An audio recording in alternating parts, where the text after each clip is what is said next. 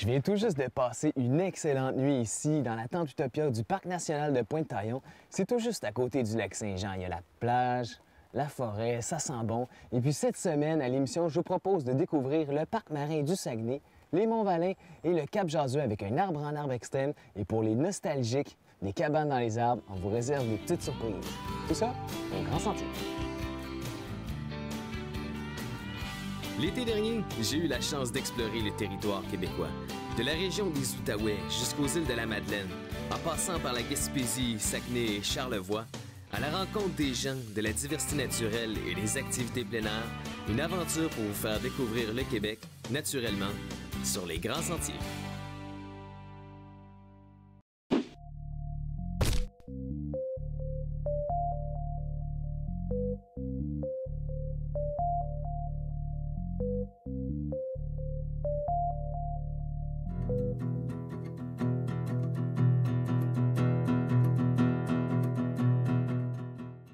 Aujourd'hui, on a une belle petite pluie fine, une petite pluie douce, la pluie est chaude.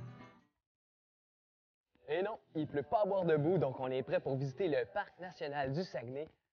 Et oui, le fjord, c'est exceptionnel, c'est un endroit idéal pour faire du kayak, donc on va aller rencontrer Erika, qui est notre guide de parc naturaliste.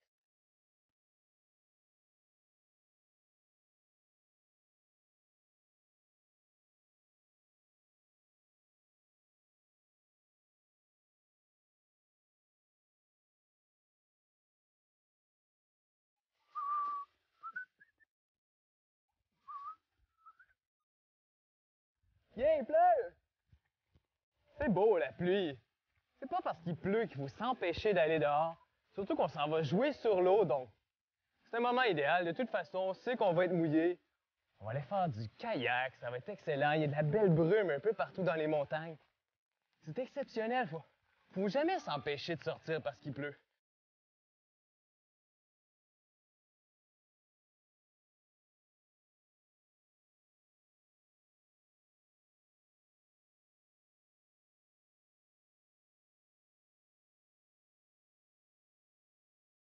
Bonjour Erika, ça va? Bonjour, oui, ça va bien et toi? Oui. Ah, quel beau temps! C'est magnifique. Bon, la pluie chaude comme ça, hein? Erika, ici au Parc national du Saguenay, vous avez une position très particulière. Où c'est qu'on se retrouve présentement? Bien, en fait, présentement, on se retrouve à Baie-Éternité. OK. C'est pas très loin de l'Anse-Saint-Jean, on est à une quinzaine de kilomètres. Donc, à peu près, on est au milieu du fjord. Le fjord, OK. en fait 100 km de longueur. Fait qu'on est à peu près à une cinquantaine de kilomètres de Tadoussac, donc du fleuve Saint-Laurent. OK, donc il y a Tadoussac d'un bord et puis le lac Saint-Jean de l'autre côté, j'imagine? Oui. Bien, en fait, le fjord commence exactement à Saint-Fulgence et se OK. termine à Tadoussac. OK, c'est quoi un fjord exactement? En fait, un fjord, le mot fjord, c'est un mot d'origine norvégienne qui veut dire une vallée glaciaire envahie par la mer. Ah, OK. Donc, ici au Saguenay, tout a débuté il y a à peu près plus de 200 millions d'années. Il y a eu plusieurs failles dans le territoire de la croûte terrestre du bouclier canadien.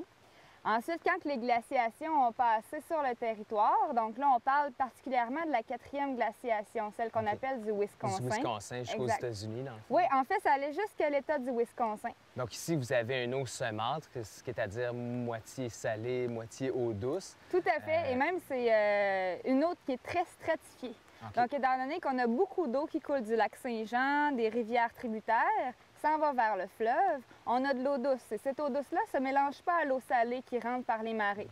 Donc, sur le dessus, sur une épaisseur à peu près de 10 mètres, on a de l'eau douce, avec des poissons d'eau douce. OK. Et ensuite, il y a l'eau salée. Donc, la majorité, c'est 93 d'eau salée qu'on a ici. Ah, OK. Et puis, il y a vraiment un effet de marée également aussi. On peut le voir, je pense que vous avez 5 mètres de marée à peu près. En moyenne, 4,5 mètres 2 fois par jour. Puis ça peut aller jusqu'à 6 mètres 2 fois par jour lors des grandes marées. Des grandes marées.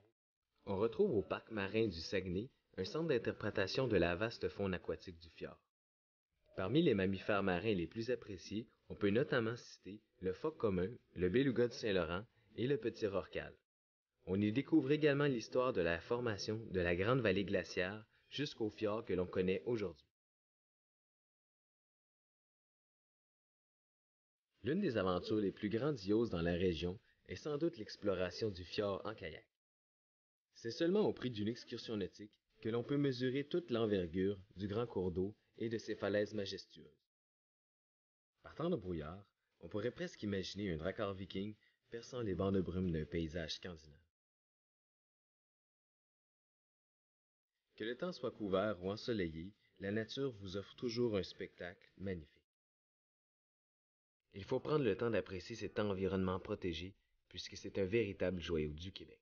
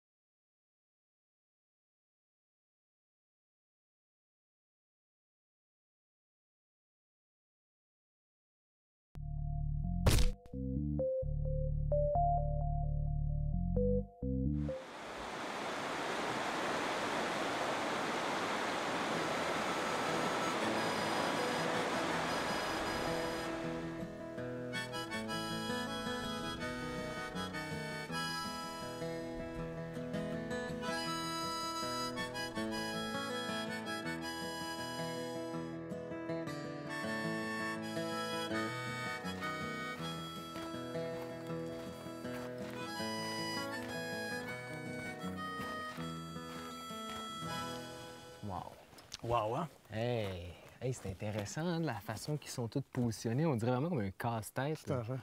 On voit que l'érosion a fait un travail bien spécial ici. Hein. On se dirige au pic de la Hutte, là, du moins sur un des belvédères. Là.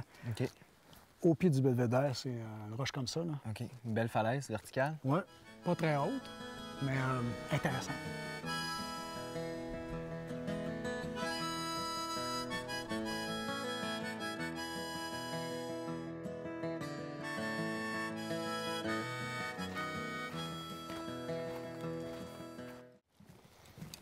Mais quelle vue spectaculaire, hein? Ah, déjà, là, ça prête à s'envoler. La plateforme ici nous donne une vue là, périphérique. Hein? On n'a pas être trop à 60, mais tout près. Hein? Si on décide de lire un peu le paysage, qu'est-ce qu'on va retrouver devant nous? Ben, tu retrouves de façon assez frappante, peut-être un peu moins. Hein? On sent que c'est laiteux, l'humidité dans l'air. Souvent, c'est plus dégagé, mais on voit en face, si on veut, la ville de Chicoutimi. OK. Où la rivière Saguenay nous semble un peu plus large. Hein? Dépendant là, de l'orientation, des fois on la voit plus large, plus mince. On a l'impression qu'elle forme un lac. Là-bas, en fait, on voit une grande étendue. Oui, les grands cours du Saguenay. Hein, qui est la jonction du Saguenay. En fait, la partie où il y a un bras qui s'avance vers la ville de Chicoutimi, qui est cul-de-sac. Et ensuite, l'autre partie de la rivière Saguenay, proprement dit, qui mène ici à Chicoutimi. Qui s'en va vers le lac. Jusqu'au lac Saint-Jean. Puis le lac Saint-Jean se retrouverait à être plus par là-bas? Directement où tu pointes. Okay, à l'horizon, là, en fait, tout droit à l'horizon, entre le ciel et les montagnes. Si c'est un peu plus ensoleillé, on verrait une bande lumineuse. OK. C'est le reflet de la lumière sur le lac. Là. Ah ouais. On le voit bien. Ah, super. C'est incroyable la quantité de personnes de la région qui ne sont jamais venues ici, Ah ouais. qui connaissent les Monts-Valin, Mm. parce que plusieurs ont des chalets. La chasse se fait à proximité ici, dans Ah la ouais. cour. Hein, puis ils vont pêcher là. Puis comme le parc, c'est une petite partie de ce territoire-là, ben, Ils sont jamais venus ils sont ici. jamais venus en se disant que c'est possible. La même Mais chose qu'ils ont dans leur coin. Tu sais. Mais c'est un peu ça l'histoire. Hein? Des fois, tu vas dans une région, tu te rends compte que les gens de la région n'ont pas nécessairement visité leur coin, puis ils s'en vont ailleurs, puis des gens d'ailleurs viennent les rencontrer pour découvrir ce qu'ils ont comme trésor, là, finalement. C'est partout pareil. Hein. On voit souvent par les yeux des autres là, ce qui est dans notre secteur, qui est dans notre propre coin, où on redécouvre. Ouais. C'est ça. Mais c'est un beau coin de pays. En tout cas.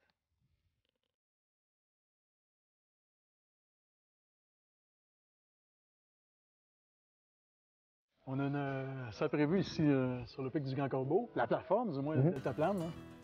Donc en altitude, présentement, on est à 890 mètres ici. On était à 900 mètres tout à l'heure.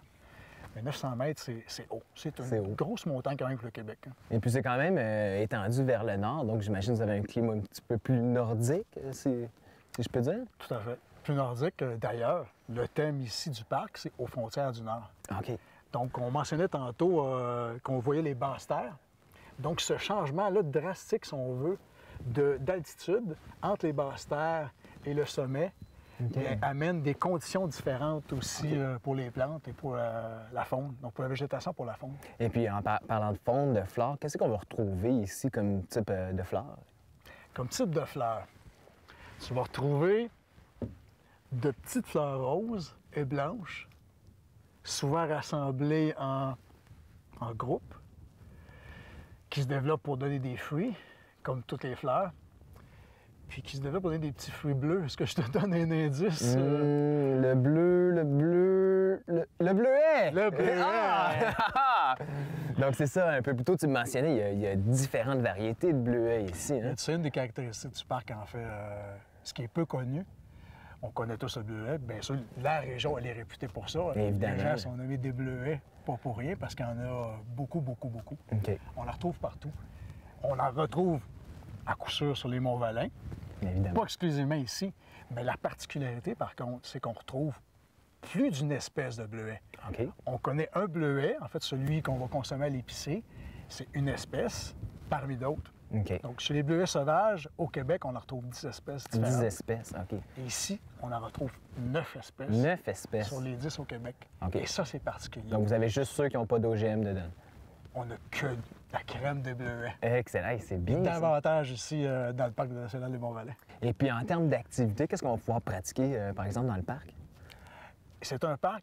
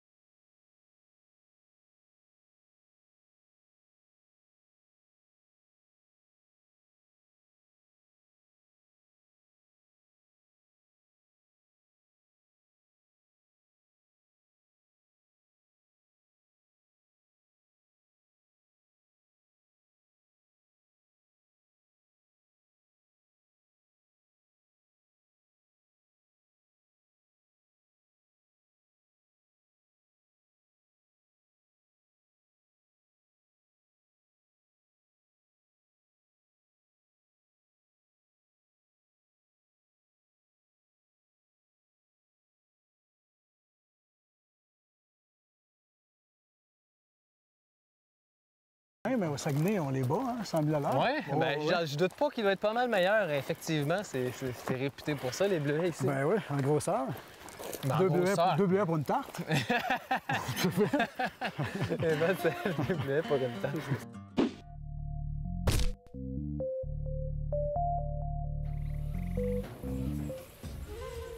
Donc, je suis en train de remplir ma décharge comme dans tous les endroits où on fait des activités un peu plus extrêmes. C'est une petite notion de précaution, comme ça on s'assure que toutes les règles sont bien respectées. Parce que dans des endroits comme ça, des fois on prend des risques, donc il faut toujours faire bien attention. Et puis, j'ai bien hâte de voir si c'est extrême. Ça va faire différent comme sentier, ça va être un petit peu plus actif. Je pense qu'on va avoir des bons défis à relever. Guidou.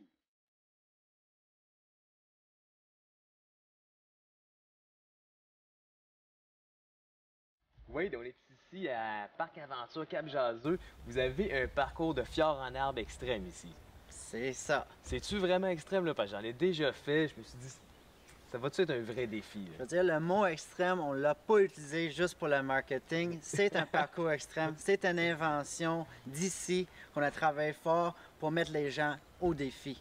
OK, donc là, j'imagine que vous avez différents modules à essayer. Qu'est-ce qu'on va retrouver sur le parcours, par Qu'est-ce exemple? que vous trouvez dans le parcours extrême? C'est deux sortes de modules. Vous avez des modules traditionnels avec un cadre de sécurité, mais des jeux quand même très exigeants physiquement. OK. Mais vous avez aussi des modules avec des filets de sécurité. OK. Vous n'êtes plus attaché après votre harnais. OK.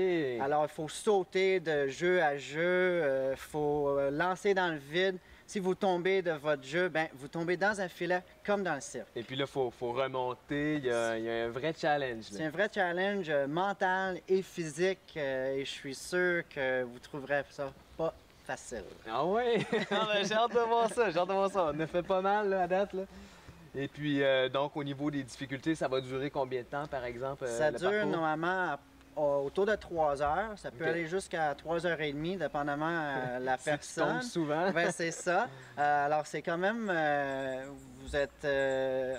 vous travaillez fort pendant un bon 3 heures. Ça finit avec un parcours de tyrolienne. OK. Alors, vous avez 9 tyroliennes en fil à la fin qui vous amènent avec un vue exceptionnel sur le fjord du Saguenay. Wow. Et dans les tyroliennes, vous avez 2 jeux surprises. Ah, OK. Donc, je pense qu'il y a des belles petites surprises qui nous attendent. Donc ici, ça s'appelle le pont de Singe et la photo nous montre de le faire comme ceci. Évidemment, vous n'êtes pas obligé de faire la même chose. Vous pouvez le faire à votre manière, sans les mains, sans les pieds. Moi, je suis pas capable. Côté crabe. Et voilà. Et tout le monde passe ici par le parcours de démonstration pour s'asseoir dans leur harnais, voir comment c'est confortable et jusqu'où on peut tomber. Donc, on ne peut pas tomber plus bas que ça, même si l'arbre est à 20 mètres du sol. Ben, on tombe Et voilà, c'est simple, juste là. c'est clair. Les Jusqu'à date, c'est plateformes. facile. Extrême! On rigole pas. C'est pas moi, c'est pas moi. Donc, c'est quand même une bonne petite marche là, pour s'y rendre. Donc, parcours extrême, il y a environ 35 jeux. OK. C'est la moitié moins que le parcours familial. Par contre, il prend plus de temps que le parcours familial. Ouais. Donc, ça peut te donner un indice de la difficulté des jeux. Puis, à la fin, il y a 9 tyroliennes qui nous ramènent à l'accueil. On dit que c'est pour nous reposer, les tyroliennes, mais les nôtres sont spéciales aussi. Là, Ça rafraîchit un peu. On m'a dit qu'il y avait quelques surprises là-dedans. ouais, c'est ça. Ah, Mais bon, je les dévoilerai pas tout de suite.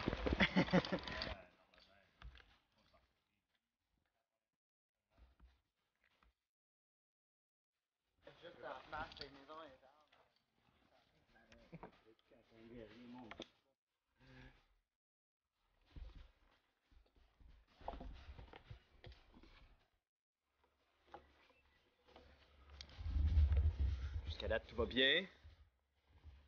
Ça branle un peu, ça tourne. Pas le vertige. À bientôt. Le coup, on est en haut, on descend plus à part à la fin. Parfait, ça me va.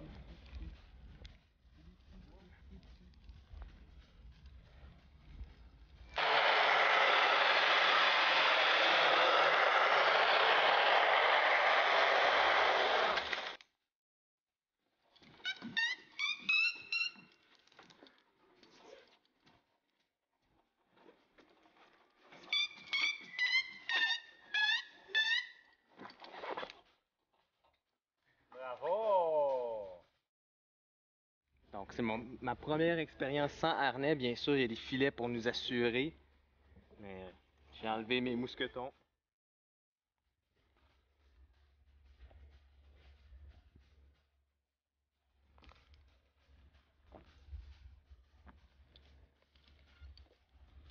Et voilà! Client du mois!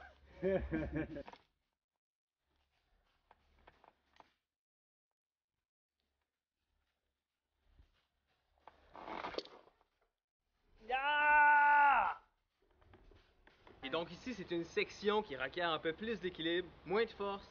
Donc il faut vraiment y aller un peu plus doucement. Comme un funambule.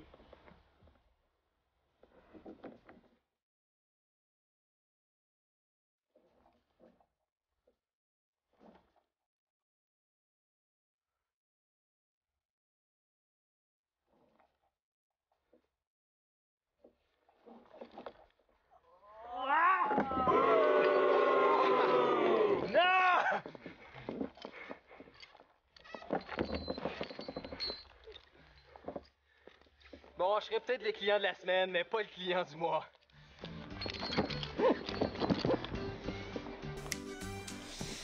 Que voulez-vous? On peut pas tous les faire.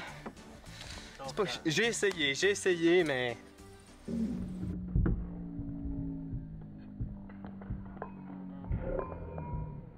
Là, on arrive à une des sections les plus difficiles au niveau de difficulté, c'est 10 sur 10. J'ai eu un peu de misère avec les tonneaux, mais je compte bien me rattraper avec les cônes ou les pyramides. Il paraît qu'il est bien dur. Une personne sur 30 qui sont capables de le faire. OK. Fait que sur 10, là, 10 sur 10 au niveau de difficulté. OK. On est prêt, je pense que là, c'est l'heure de vérité.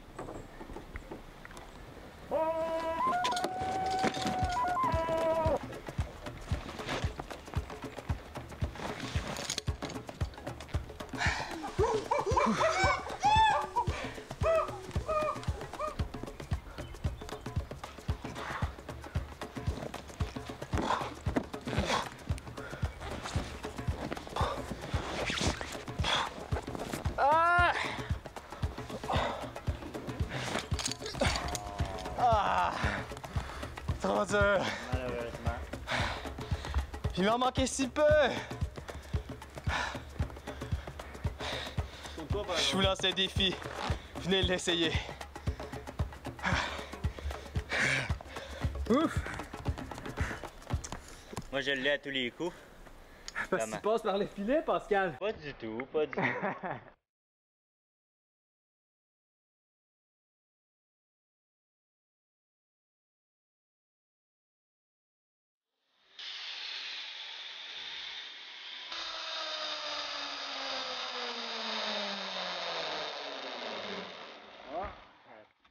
Alors, c'est notre avant-dernière tyrolienne avant l'ouverture vers le Saguenay. Une super belle rivière. Beaucoup de plaisir ici. 1, 2, 3. C'est parti!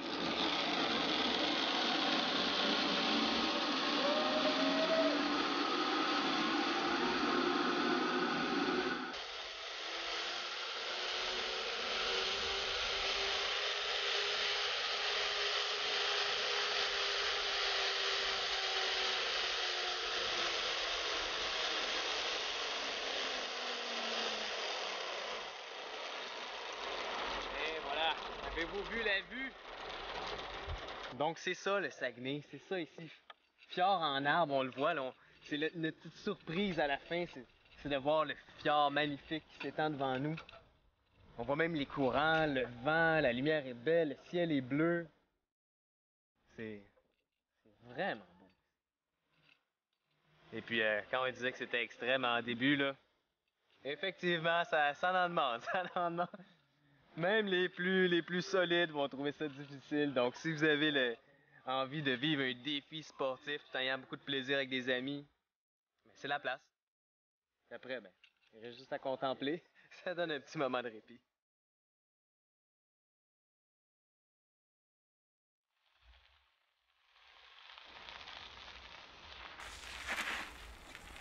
Ben tiens donc, ici au lac Saint-Jean, tout est plus gros, hein. Même les castors, là. Ils font pas des barrages, ils font des écluses, là.